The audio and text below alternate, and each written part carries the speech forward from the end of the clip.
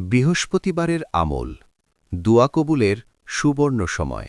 বৃহস্পতিবার দিনটি রহমত ও বরকতের দরজা খোলার দিন। এই দিনে কিছু আমল করলে ইনশাআল্লাহ আল্লাহ তাআলা সন্তুষ্ট হবেন। ১. বেশি বেশি দরুদ শরীফ পড়ুন। রাসূল সাল্লাল্লাহু আলাইহি ওয়াসাল্লাম বলেছেন, শুক্রবারের আগের দিন দরুদ বেশি পড়ো। ২. কুরআন তেলাওয়াত করুন। অল্প হলেও নিয়মিত তেলাওয়াত করুন। ৩.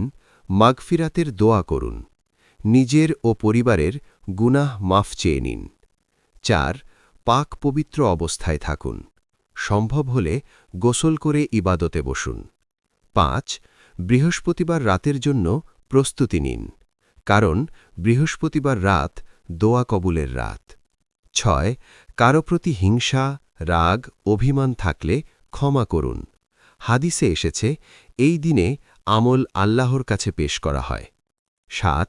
২ রাকাত নফল নামাজ পড়ুন। মন থেকে আল্লাহর কাছে চান।